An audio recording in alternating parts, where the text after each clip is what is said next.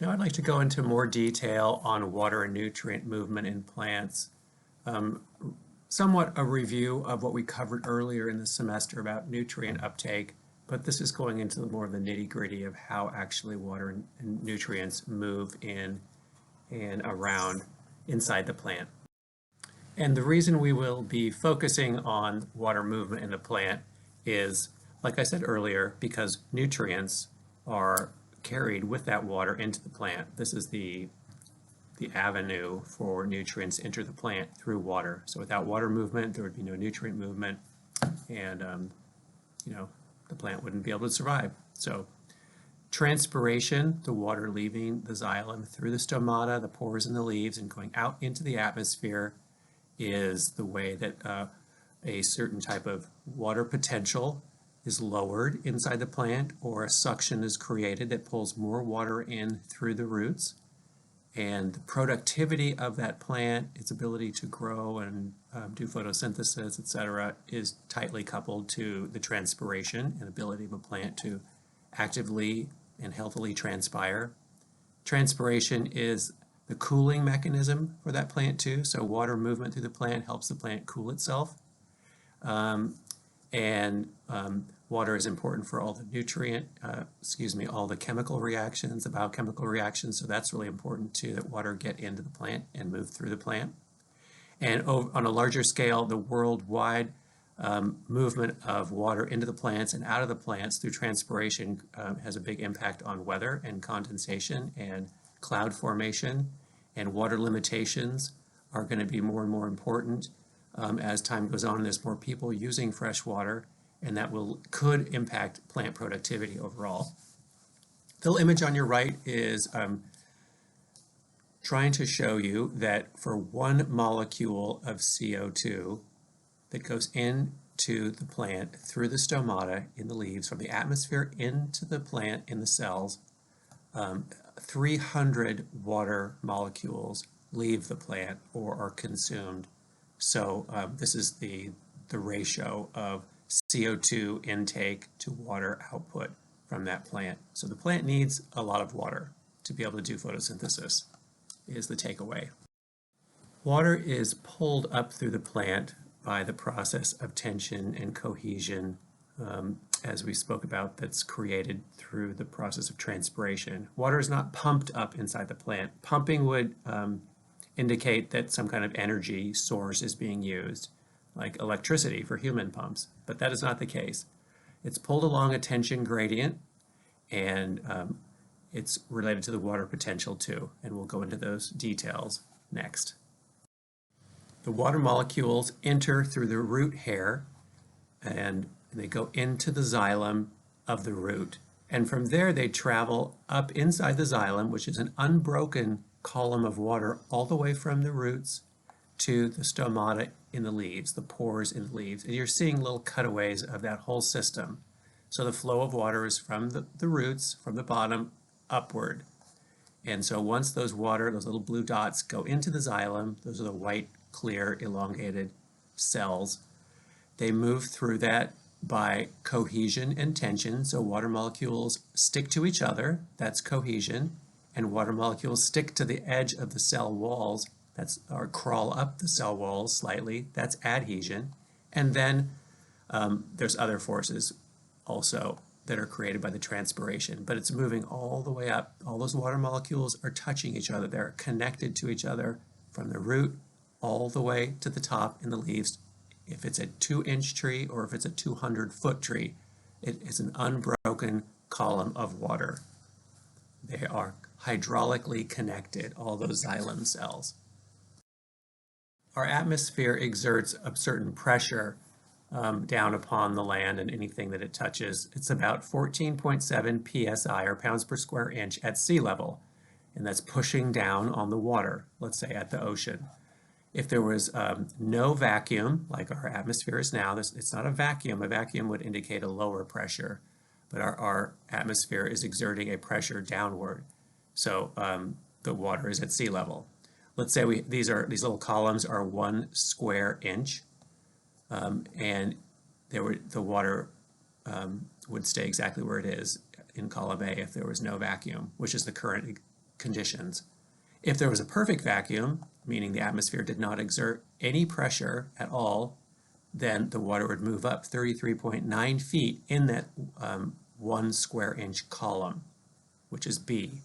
If there's a partial vacuum, meaning the atmospheric pressure exerted a force of less than 14.7 psi, then the water would move up somewhat compared to now, but not as far up as if there was a perfect vacuum. So that's just showing you that the atmospheric pressure is pushing down on things, and water can only move up so high in little columns or tubes because of that atmospheric pressure. So why doesn't the continuous column of water in the xylem of trees and shrubs and plants, we'll talk about trees, because why doesn't it move higher, or how does it move taller than 33.9 feet?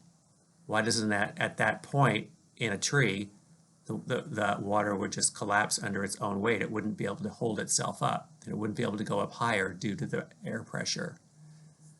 Well, that can be explained by some of the forces we've already talked about and we'll talk about next. Part of the answer is water is held up by the surface tension of tiny menisci. It's the plural of a meniscus. And those that form in the microfibrils of cells and the adhesion of the water molecules to the cellulose in the microfibrils. So, oh boy, there's a lot of fun words there. If you looked at the inside of a xylem cell, it's just a hollow tube. It was once alive, and then the insides of that cell died out. It's not filled with anything in there anymore. It's just a hollow tube. But cellulose is made of these long fibers, and twisted together, joined together, they're called a fibril or a microfibril. So it's these long little strings of cellulose bundled together, and those laid on top of each other over and over make up the cell wall of a plant cell, or the cell wall of a xylem cell. You're seeing that bottom left picture, the cell wall microfibrils. So you can see how it's not absolutely smooth. It's very rough. And the water molecules form small, well, they connected to each other by cohesion, but they're also connected, they're clinging to those roughened microfibrils on the inside of the xylem cell walls too. And they form tiny menisci. So it's like when you look at a cup full of water, the water goes, it's flat across the center of the cup, and then it goes right up, a little bit up on the edges. That's the meniscus there. That's forming this a little bit more densely cohesive layer that can hold some things up. If you dropped a piece of paper on top of a glass of water, that meniscus is stronger. It has more cohesion there. So it would hold up that piece of paper, or maybe like a little water bug that floats along the top. Those properties allow the water to crawl up and gain height inside the xylem above and beyond what the atmospheric pressure is pushing down. So that adhesion is allowing is part of the force that's contributing to water being able to move up inside of a plant higher than 33.9 feet. And also xylem cells are much smaller than 1 square inch, like was in the diagram in the last slide. So water can move up even further. The smaller the diameter of the xylem, or the tube, the more that adhesion forces can overtake gravitational forces. Is that enough for you on that one? Okay, let's move on to another force that helps water move up higher than would be normally thought due to atmospheric pressure pushing down. The cellulose microfibrils on the cell walls of the xylem cells also are porous to some degree, and they create lots of little water columns even within the cell wall itself, and forming that surface tension or meniscus at the air surface. So the effective radius of pores in cell walls is extremely small. The air-water interface involved in millions of tiny menisci, each with extremely high surface tension. That surface tension holds the water columns up as long as 100 meters. So it can go up to even 300 feet high in the xylem of a tree. and definitely can go above what the atmospheric pressure would limit in any other way if those forces were not acting. And then also the evaporation of water from leaves through the stomata into the atmosphere from the xylem generates additional surface tension at the evaporating surfaces. And it makes the water potential lower at that site at the leaves, and that causes water to want to move towards that in the xylem from the roots upward. And this is all put together in this idea of the tension cohesion theory. The first was brought up in 1893 by Bohm, and then later modified by Dixon and Jolly. The cohesive forces of water molecules, keeping that water column all joined from the roots all the way to the leaves, and then the tension and the adhesion and cohesion work together with the evaporation, creating low water potential at the leaves, allows the plant, very tall, taller than you would expect due to gravitational forces and due to atmospheric pressure forces. The water can move against that up even higher and create living plants that are viable for water movement even much taller. And the transpiration is driven by the vapor concentration gradient. So that's a process of diffusion. That's where the water vapor right outside the stomata, outside the pores on the leaves, it's drier. And water wants to move from the wetter to the drier by diffusion. And diffusion acts so that in some kind of barrier or membrane or boundary, the molecules want to move so that they're the same on both sides. There's kind of evenness or stability in a sense. So if you have a lot of water inside the xylem, right inside the leaf, and you have dry air outside the leaf right next to the stomata, water is going to tend to move from inside the leaf, the more concentrated area, to the less concentrated area out into the atmosphere. That would be diffusion, and that water evaporating into the drier atmosphere creates part of that tension, which pulls more water and nutrients up. So again, the evaporation from the leaf establishes that gradient of pressure. There's lower water, there's lower pressure, and there's lower water concentration outside the leaf. And it creates inside the leaf, in the xylem, it creates a lower pressure. As water is evaporating out of the stomata, it's creating a low pressure there, where it's essentially pulling water in. As I said before, like when you see the weather forecasts on TV and they show a low pressure system is moving into the Southern California area, that's the same thing as the leaf stomata area.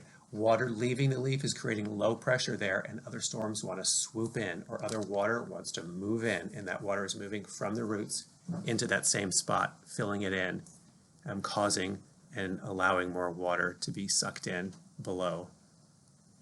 The tension is immediately transduced, meaning felt throughout the entire hydraulic pathway. So as soon as some water evaporates out of the stomata, out of the xylem, through the stomata into the atmosphere, that lower tension, lower water potential pressure there, indicated by that Greek letter psi, that is felt all the way down in the roots, even if the plant is 330 feet high. One of our tallest old growth trees is that tall, almost one of the tallest in the world, these old redwood trees. But that tension can be felt all the way down to the bottom. So it's just kind of interesting. We think of trees, big, stoic, they don't feel much, they're just solid, they don't move a lot. But these very, very slight changes in pressure are felt throughout the entire plant. Let's now turn our focus away from the stomata and the leaves, where water is leaving the plant xylem, to how water is getting inside the xylem from the soil in through the root hairs.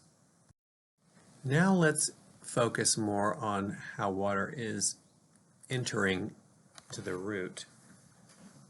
Water can move two ways into the xylem in the root. So the xylem is in the center of the root. This is a cutaway of a root tissue. So you have the root hairs are in the epidermal cells. Water first moves into the root hair, water and the nutrients involved. It can go by two pathways. The symplastic pathway is where it goes through inside into the cells, the interior, the cytoplasm of the cell, and travels from cell to cell that way through the interiors of those cells. The apoplastic pathway is where it goes in between the cells, so it's going between the cell walls, kind of winding its way without going inside the cells. Those are two different methods that water can get, and it travels through those two pathways all the way through the cortex, those outer tissues of the root, until it gets to what's called the pericycle and the endodermis, these kind of barrier layers of cells in the middle of the root that are kind of like gatekeepers. Not everything can get into the xylem. There's a certain filtering that goes on, but once it gets through that, it gets into the xylem cells. Then the xylem is like the superhighways, just big open tubes. Then it can go anywhere. The endodermis is this ring of reddened tissue around this outer layer of cells. Well, the endodermis is this cylinder of cells, and they have this thickening thing, this red stuff that's called the Casparian strip.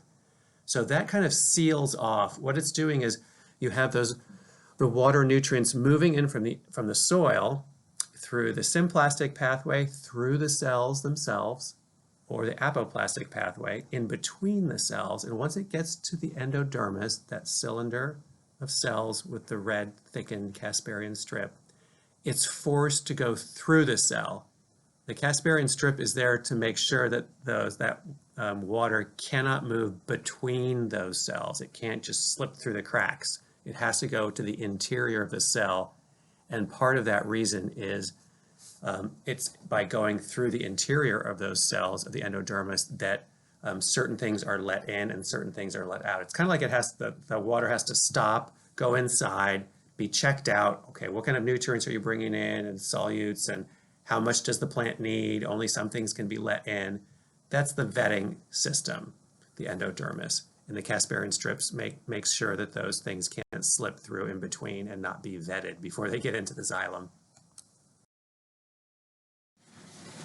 Now let's think about just overall kind of quantities of water movement in the plant.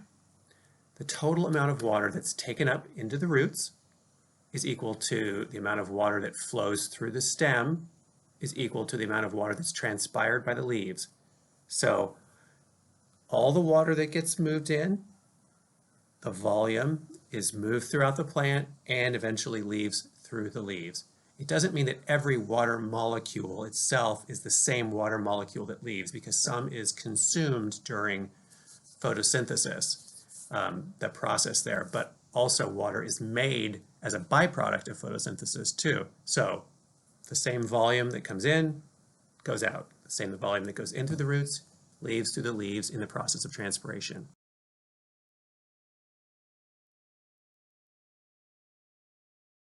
And this information here is just repeating what I said earlier. The driving force of transpiration is the difference in water vapor concentration, or water vapor pressure difference, between the internal spaces in the leaf and the atmosphere around the leaf. In other words, if it's dry outside, it's a greater pressure differential and greater water vapor concentration differential. And due to diffusion, the pressure and the concentration will tend to equalize, so water will tend to move out into a drier atmosphere or lower pressure. So that's what's driving this force. And now I bring that up again because I want to give you examples of what this looks like in a real plant and how this affects plants and in different climates. So if a leaf is covered with lots of hairs, those hairs will increase the humidity right around the stomata, around the leaf surface. Down inside those hairs is like being in a forest. It's cooler, it's moister, and it doesn't change as much as out in the atmosphere. And that will reduce transpiration because those hairs keep it a little bit more moist right next to the stomata, meaning that water vapor concentration gradient is not as great. Inside the xylem has a lot of water in it, comes right to the edge of the stomata, And then if right outside the stomata is also pretty humid, not as much is going to evaporate. So you see plants in the desert having hairs and spines and waxy coatings to do that, to do just that is kind of manage that pressure gradient and that concentration differential between inside and outside the plant. So they don't lose as much water because even though it could be really hot and dry out in the greater desert atmosphere, right next to the stomata, it feels cooler and more humid if they have a lot of hairs on them. A couple more examples of desert plants that use these hairs or spines to create a more humid environment right next to the plant, which would reduce that concentration differential and reduce transpiration and water loss. A side note of something you might not have realized, but the canopy of a shrub or a tree, if you remove part of it, the roots, there are certain roots that are connected to that part of the tree. And this picture is making it simpler than it is, but in general, if you took off the right side of a tree, all the leaves and branches off the right side, the roots on that right side underneath the soil would die off. Those fed those portions of the tree. Not all water goes everywhere, but it has somewhat general pathways of areas that it serves. So if there's a transpiration reduction on the top part of the tree, it could lead to damaging the plant's ability to pull water in, and that whole side is compromised. Here's the tree I mentioned earlier. Hyperion is one of the tallest known trees on Earth. It's a coast redwood, and it's 379.3 feet. It was first measured by Steve Sillett in Humboldt. Its exact location is not disclosed, and that's good. You can see how much taller it is than all the trees around it. These are old growth trees. These are emergent, meaning they are taller than most other trees. They're crazy examples of how tall trees can get. But in the past, these old growth forests would not have looked quite so different. There would have been lots of other trees that were closer to the height of this tree, maybe even just half or 2/3 as high. And this still would have been a big one, but we would have had a lot more around. Okay, now let's switch to how roots find nutrients. Just a few slides on that. So you may not have ever thought about this. You think roots just kind of grow all over the place and hopefully they find water and nutrients, but roots don't grow into dry soil. It's hard for them to do so because they have to push through the harder dryness of it, and there's no microbes there, and there's no water to have them grow. So how can they grow if there's no water? So they respond to a number of things in their growth. They respond to soil nutrients. If there's nutrients there, if there are microbes there, roots of neighboring plants are there, if there's water there, those are all reasons roots would grow into those areas or grow in those areas. And then they also do grow randomly at times too. Here's the reference for some of this pretty interesting root foraging behavior article that I read to come up with some of this information and present it to you of how roots grow and find nutrients, so to speak. In soils where the nutrients are unevenly distributed, the roots grow in areas of high nutrient concentration. So they grow more in those areas, but it does depend on the species. Some plants have greater root foraging precision. They're able to grow into and find those pockets of good nutrients more so than other plants. So some are able to use the resources that they have in the greater plant to kind of push that root out into an area to find nutrients, and some are not able to do that as well.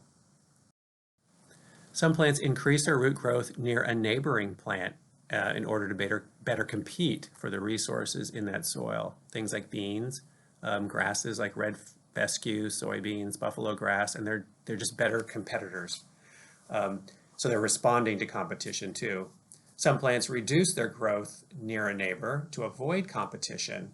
So some of those are the native and plants that just aren't as what humans would call aggressive in their growth. And these are just more interesting than anything else. I mean, it'd be nice if you went to the nursery and on the label it said, this plant is a good forager, or not, because then you'd know you could plant it and it would grow until, if it was a good forager, it could grow until it found water and nutrients, and your soil didn't have to be so perfect. And if plants were labeled, poor root forager, then you would know that that plant needs you to put in everything it needs right in the hole when you plant it, because it's not going to be able to go find stuff on its own. That's not where we are at yet with nurseries and plants, but they are interesting. Some plants can detect underground enemies. Crop plants are usually big research plants. So it's found that corn can detect the corn rootworm, which feeds on corn roots, and by releasing this beta caryophyllene, a chemical that attracts predatory nematodes that kills the rootworm. So it knows when they're there. Somehow the corn plant can detect the presence of this rootworm, produce and exude this chemical that attracts the nematodes that come and kill the rootworm. That's pretty cool. Can't say plants aren't smart. And to end the lecture, the idea of resource partitioning is out there. Some root behavior, like avoidance, results in habitat partitioning. So some roots will avoid competition. And where resource use is spread out over space and time is what they're heading towards. They're trying to reduce competition and get more space and time, so nutrients are more able to be utilized by more plants. This process, or this dynamic of resource partitioning that roots can exhibit, increases the species' ability to coexist. Instead of one overtaking another, they can both exist. One kind of grows away from the other. Other root behavior, like aggregation of roots in one area, results in more competition, and that can reduce species coexistence. So they both happen. They both probably have different reasons why they happen, and they happen in different situations. But those are some of the ways that roots grow and are able to change their growth patterns in response to different resource and nutrient levels in the soil.